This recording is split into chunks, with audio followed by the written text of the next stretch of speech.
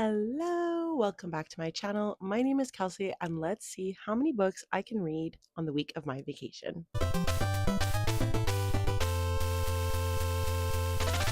So, this is more or less a little bit of an experiment for me. I often find myself reading less when I'm on vacation. And because this year we're deciding to stay home, so we're really just like tourists in our city, I wanted to see if I do, in fact, read less when I'm not falling asleep on the beach because I'm too drunk. So, I did read a couple of books last week. I will take you back to Kelsey 1 week ago, and we'll come back at the end to do a analysis and summary of my findings. Hello. So I'm sure I did a more proper introduction. I am taking this week because it's vacation. I don't really have a routine, and my partner is also on vacation. My baby is also on vacation. So we're going to have multiple days where I don't necessarily have my routine anymore. And in doing so, I want to see how much I'm actually reading, and we're going to summarize it at the end of every day. So this will keep me accountable. We'll also know exactly how much I'm reading every day. I'll be vlogging. Maybe this will encourage me to get some B-roll, really like record my life, record my memories. So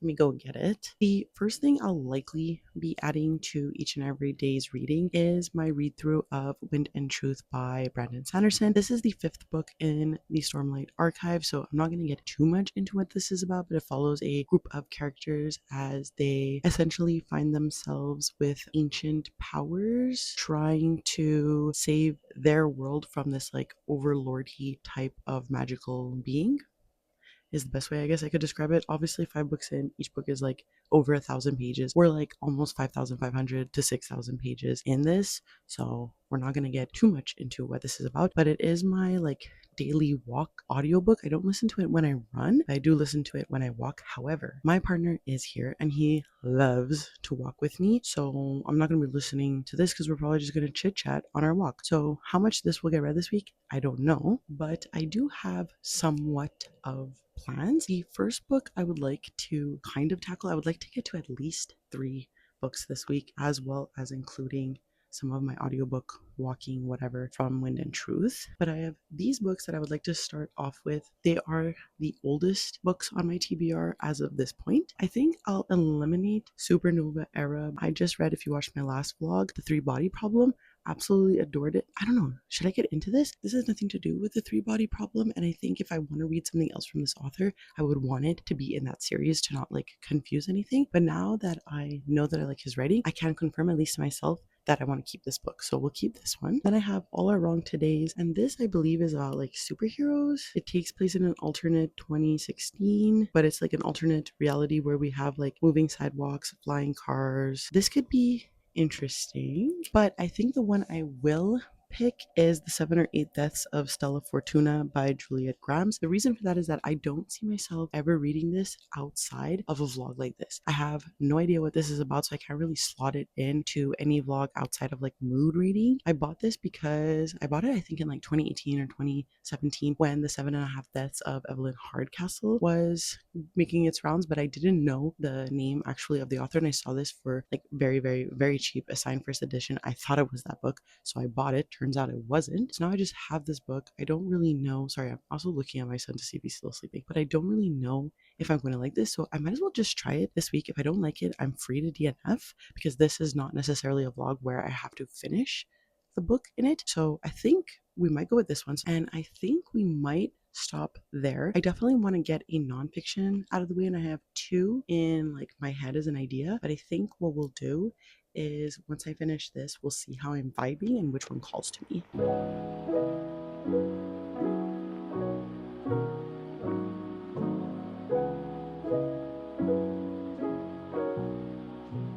It is actually so humid and gross that like, what is my hair doing?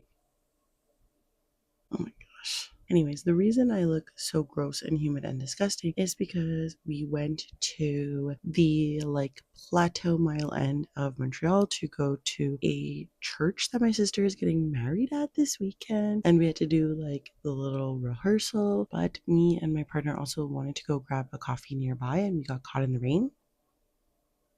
So that was great. But let's go over what I read today, because I did manage to get, let's see where I'm at, 102 pages, which is pretty good for a fairly busy birthday into the 7 or 8 deaths of Stella Fortuna. So this is really interesting because it's a character study on one character named Stella Fortuna, but really this whole beginning portion that I've read so far, the first 100 pages, is focusing on Stella's mother, Asunta, and her husband, Antonio, and how Antonio leaves for America to try to find a better life. A lot of Italian immigrants left for America for this reason, especially men who left behind their wives. So it's very interesting because you watch Asunta have sort of some agency and becoming her own person, raising her children, right? And Antonio sort of coming back from America just to sort of impregnate his wife, leave, come back, do the thing again and again. And each time you see how Asunta reverts back to this version of herself that you don't see prevalent in the rest of the story, especially through Stella's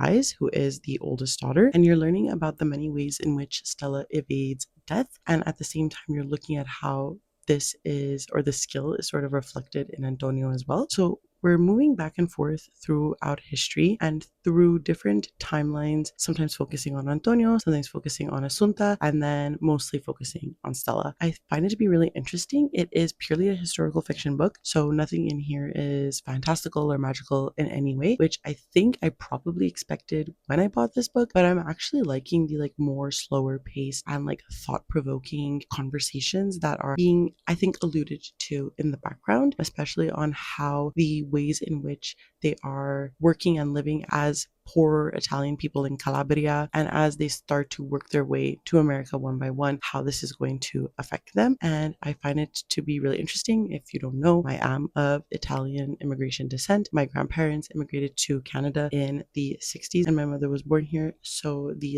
Italian heritage is fairly strong, and a lot of the stories that I've been told over the years are very reflective of the actual realities that went on. And clearly Juliet Grames's family is also of Italian descent, and you can tell because the stories are so similar, which is kind of nice to read from. Not that the stories themselves are nice, because there was actually one very harrowing scene that I just read that I'm not going to get into, but I was very nervous about it. I think Juliet Grames's writing is really well done.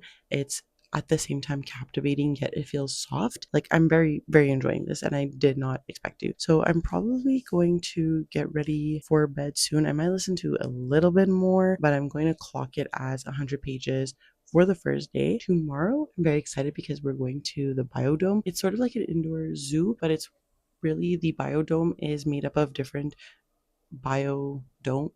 I don't know how to say it. Okay, so I hated the way I worded that, and I wanted to make a clearer definition of what the biodome is. So the Montreal Biodome is a museum of enclosed ecosystems, which was the word I was looking for, located at the Olympic Park here in Montreal, Canada. It allows visitors to walk through replicas of 5 ecosystems found in the Americas specifically. So the tropical rainforest, the Laurentian maple forest here in Canada, the Gulf of St. Lawrence here in Quebec, Labrador Coast, and the sub-Antarctic islands. The key goals of the biodome is conservation of these animals and scientific contributions and discoveries. Okay, bye. And I loved going there as a child and learning a lot about animals and their different homes and the different environments that they lived in. And I want to embrace this love of learning and love of appreciating our world and taking care of our world in our son. It's something that I really want to do yearly with him, just to continue to reiterate this idea that we need to take care of the earth around us, and it's important. That's what we will be doing tomorrow. We'll probably go for lunch or something around there, maybe dinner as well. I don't know how long we'll spend outside of the house because I do want to go fairly early, but we'll see how much I read as well.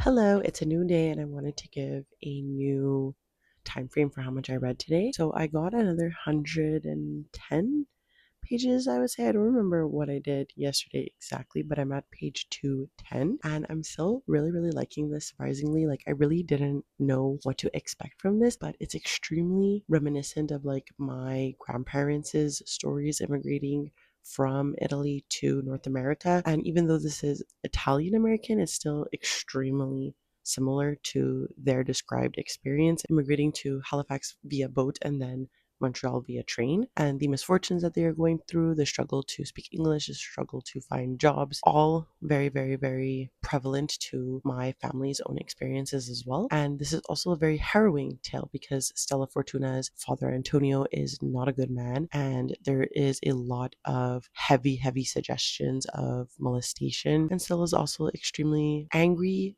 terrified of her father, and this makes her angry and terrified of men. Warranted, I think, given what she has gone through, but I'm really, really enjoying it. At this rate, I fear this might be the only book I read for this vlog. It's only Tuesday, so I'm really hoping that we can step it up, maybe read more tomorrow, but I'm not home all day long really because it's vacation and like I want to celebrate with my boyfriend, whatever. We'll see if I can try to read a bit more tomorrow. Tomorrow, what are we doing? I have spin class in the morning. I'm going to try to go to the 9:30 a.m. class. We have a couple of errands to run in the South Shore, so off the island. So we might spend maybe a little bit of time there tomorrow. We'll see. Maybe I'll listen to Stella Fortuna in the car to and from, I don't know. Today I did get a package for another pre-order. This is Dreamland by Olivia Blake. I completely forgot this was coming. I pre-ordered it because Olivia Blake is an auto-buy author. Sometimes we get 5 stars, sometimes we get 4 stars, sometimes we get 3 stars, but she's still like very much an auto-buy author. I don't even honestly know what this one is about, to be honest. Girls are being murdered, the Santa Ana winds are blowing in strange energies into the city, and all signs point to fire season. More pressing for Anya Morris, though, is the drudgery of living at home, working part-time at a family store, and contending with her mother's disdain for her acting career. Anya knows she's destined for this career, but that feels more impossible by the day. And she meets a guy named Jude who she has a magnetism towards. I don't know, we'll see what this is. It's giving like just a dark LA noir type of read. I don't know. Interesting, interesting. That's all my updates for today. As you saw, we went to the biodome today. We saw the penguins and we saw all the animals, and my son had so much fun and I loved it and I had a lot of fun. And then we just came home, chilled, made supper for him. So tomorrow he's gonna go to daycare while we do the errands, while we have to go to the South Shore. So we'll see what happens. Hello, it's time for your daily update. So I got another 80 pages into the 7 or 8 deaths of Stella Fortuna, and I am almost done. I have like, I would say about a third left. I'm still really surprisingly enjoying this, but it's definitely like a tough read, and there are some moments where I have to like put it down and like really take a breather because it's talking a lot about like I think women's experience with misogyny specifically during this time, which is like the early 1900s, specifically around World War II. So women are gaining this independence because they're taking on jobs as men go to war, but these men still are inflicting their misogynistic beliefs onto the women around them, especially when it comes to immigration and bringing beliefs from a Roman Catholic society of Italy into like a more Americanized version of Italian culture. And this is something that we still unfortunately see today in Italian culture. This book is also like less about the deaths for me. Like I almost don't even care about the deaths at all because it's really just about Stella's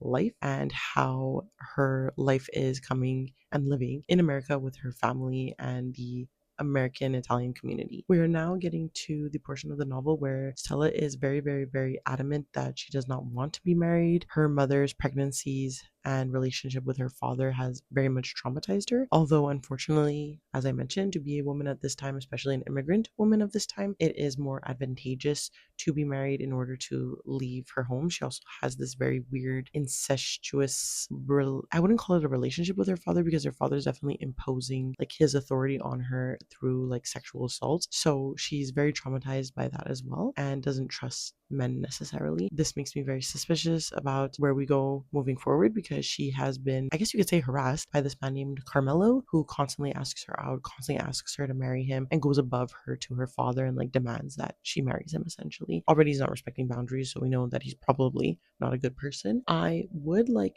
to potentially finish this tomorrow just so we can start something new for this vlog, but like I said, it is vacation. I am taking it super chill and not really doing much. I don't even think I recorded today, to be honest, which is all fine and dandy because we have extra content today.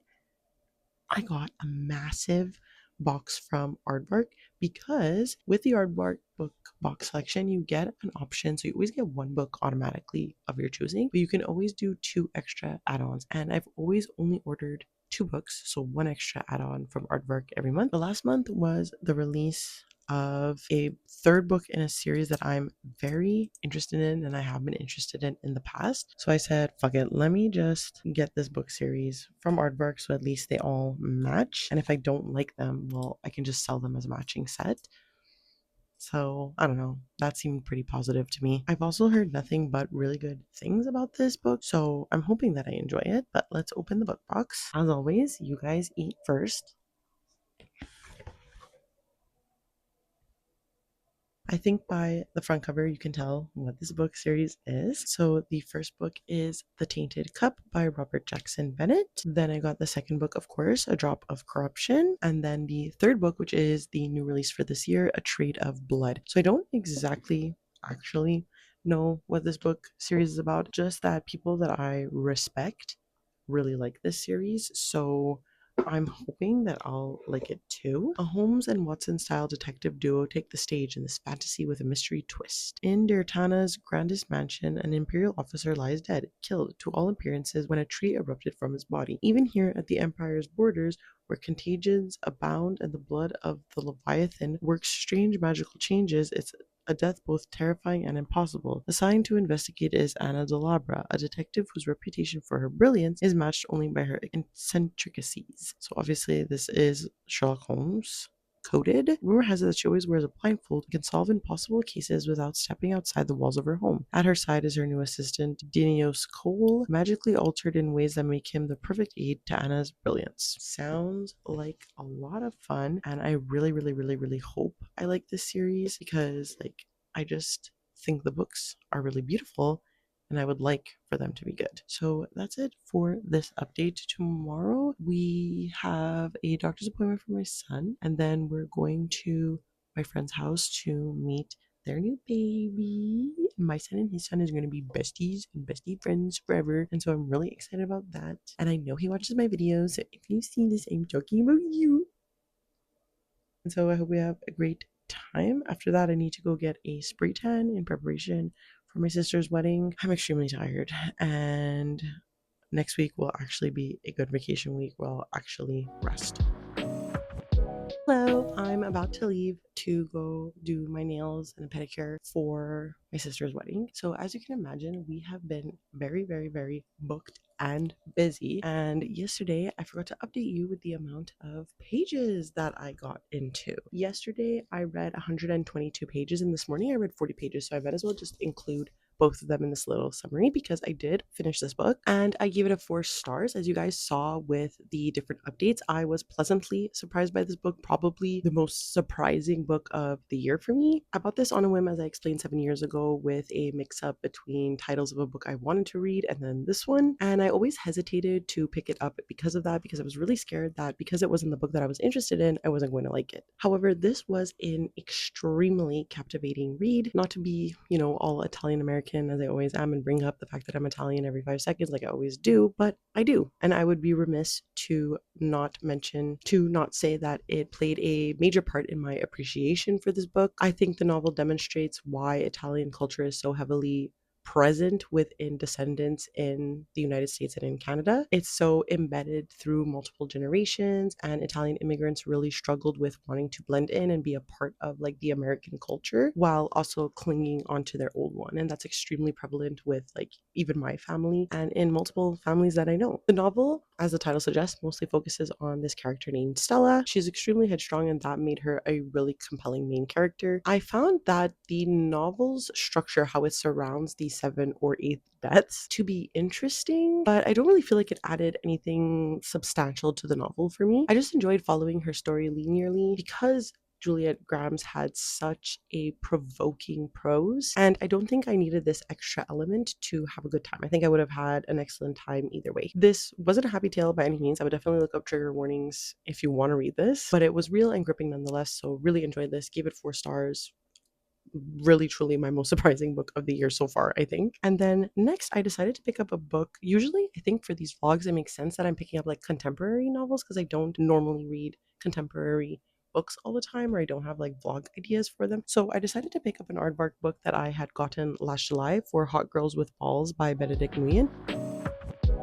This follows two trans athletes, one named Six and one named Green, and they are superstar volleyball players. Yes, they play for the Men's Pro Indoor Volleyball League. In between their rival teams' away games across the globe, Six and Green stay connected on SpaceTime and selflessly broadcast their romance to friends on their weekly live show on Instagraph, which is meant to be Instagram. After a long season, they'll finally reunite for the championship tournament, the first to accommodate in-person fans since the COVID pandemic struck the world a year ago. From what I understand, this is like a satire on the COVID pandemic, how people interacted with online characters throughout the pandemic, how devoted people became to influencers and that sort of nature, and trans women in sports specifically, how it became a super big hot topic during COVID. So I'm interested to see the satire that Benedict Nguyen is playing on. I'm interested to see if I enjoy it. So far, I'm listening to the audiobook, and I'm pretty sure the audiobook narrator, I've listened to them before. So it's not a voice that I'm not used to. I actually really like this narrator a lot. So I'm going to continue listening to this. I am going to get my nails done.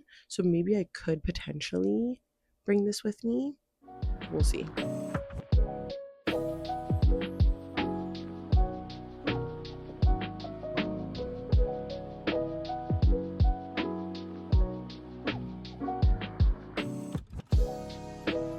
Hello, welcome.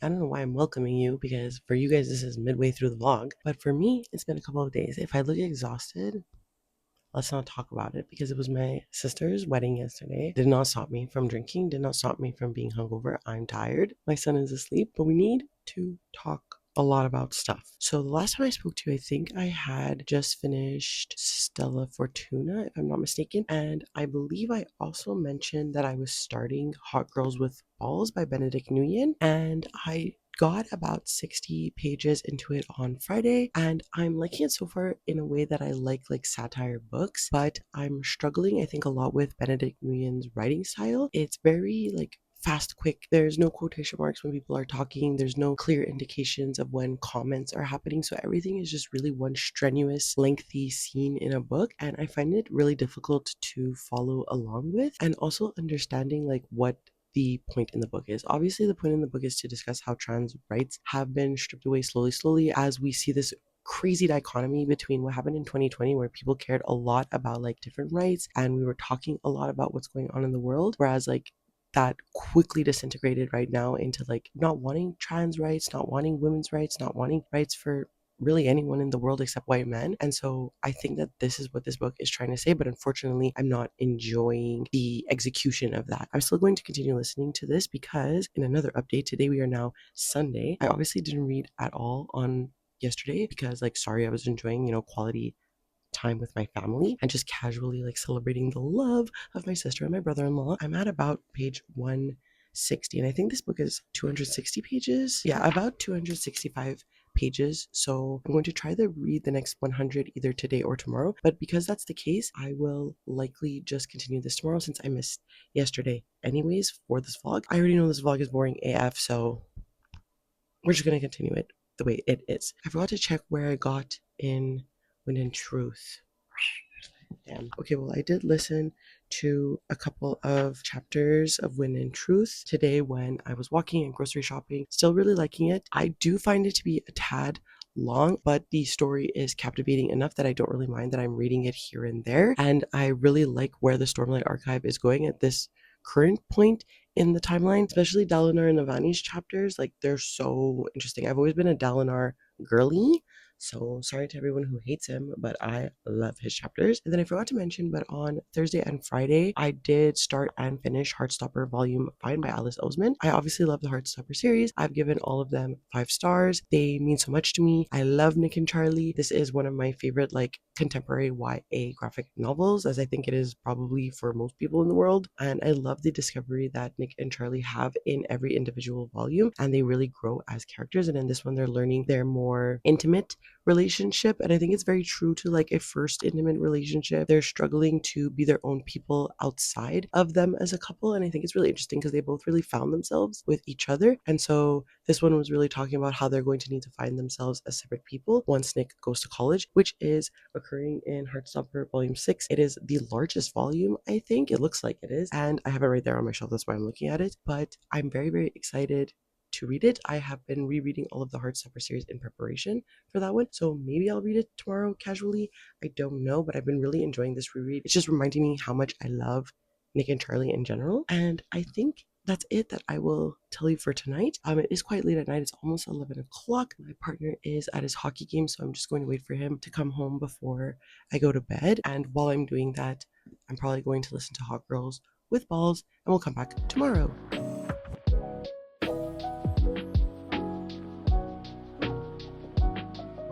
Hello, welcome to the end of the vlog, and let's talk about my final thoughts on Hot Girls with Balls by Benedict Nguyen, because I did in fact finish this morning. So I really only needed one extra day to finish the book I was hoping for, but not the TBR I made up in my head that I would have wanted to finish. So I think it was like fairly clear from the updates that I both enjoyed this book in some moments and didn't enjoy this book in other moments. I am someone who enjoys satirical books, but I think they need to be done in a really subtle or specific way, kind of like Animal Farm by George Orwell, especially now as we are getting to the point where the realities of which there is a need to be satired are understood by me in my adult life, whereas like when I was younger I had to take like a specific course to really understand the historical context, whereas now I'm living in the historical context. I wish I wasn't, but I am. And so I'm really understanding the satire that goes into books like this. And I think focusing on how the pandemic amplified both the like woke mob voices from the left and the heavily anti-trans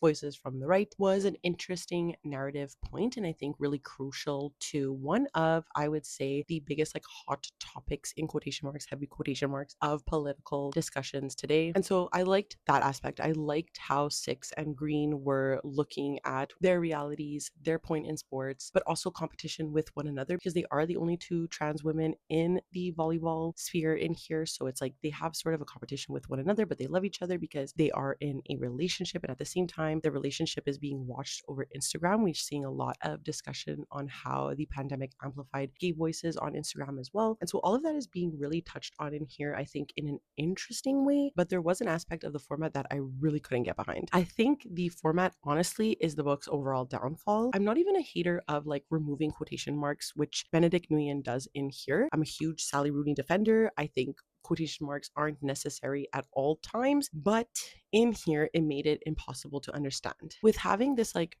really omniscient narrator who is moving between each character's perspective really quickly and intermittently, you don't really have time to like sort of focus on where we are. I think that visual separation of speaking versus thinking was really needed in here. Additionally, there are multiple moments in the book where we're reading from comments of people, whether it's like Six and Green's Instagram lives or like live streams of the volleyball tournament. And if I wasn't listening to the audiobook, I don't know if I would have captured it as well without this visual separation of comments. But I do want to take a moment to praise the audiobook narration, because listening to it really helped me in that matter. Nikki Andres did a fantastic job at providing multiple voices, so the distinguishing between the characters but also the comments was easier to follow with this narration choice. And I've read multiple books from Nikki Andres at this point, and I think multiple this year honestly alone, and I really like them as a narrator. I think they do such an excellent performance every time. But that being said, I know I would have been much more frustrated with the visualization of the comments and the quotations without them as a narrator. So I just want to highlight that I think the audiobook might be an easier listening versus the physical format of the book itself. Overall, I think this was fun, but I do think you need to enjoy satire a lot to find enjoyment in this. And so I gave this a 3 stars. So let's just summarize what I read this week and then go over my final conclusions. So this week I read, oh my god, I never figured out, I don't know, a certain number of pages of Wind and Truth, not enough to really make a difference, I would say. And then I started and finished The 7 or 8 Deaths of Stella Fortuna by Juliet Grimes, which was really, really surprising to me. Can't believe how good this was. Gave it 4 stars. Highly, highly recommend. It was so good. And then I also started and finished my reread of Heartstopper Volume 5 by Alice Oseman, a 5-star winner for me. Love this series, will always love this series. Nick and Charlie are my little babies. And then, of course, as you saw, Hot Girls with Balls by Benedict Nguyen, which I gave a 3 stars. So, what is my overall conclusion? I don't think I read any more or any less than I do any other week, maybe a bit less, because usually I can get to 3 books, and we have 2 books and a graphic novel, which graphic novels don't really take me that long. So I think my conclusion for my hypothesis is correct, and that I read less when I'm on vacation. I think it's harder for me to read when people are around me. I think I need to be alone. Even when I'm listening to audiobooks and I'm like working and getting work done, I need to be alone. Otherwise, I'm so distracted. I need to talk to everyone that's around me. I am constantly engaging in conversations. I'm going to do stuff when people are off. So I think the conclusion is that I enjoy both having fun and reading books at the same time. And I think a perfect balance was this week. I don't think I can do this any other week. This was a very calm video that I could have put out this week. So I hope you enjoyed it. Anyways, please let me know down below if you've read any of these books. Did you like them? Did you hate them? Let me know. If you would like to follow me on any of my other social medias, I do leave a link down below to my Twitter, Goodreads, and Instagram if you would like to follow me there, of course, given that they still exist in this oligarchical climate. And of course, because it is the end of the video, please do not forget to like, subscribe, and ring the notification bell. It does wonders for my channel, makes me feel really good. And that's it. I never know how to end these things, so I will see you next time. Okay,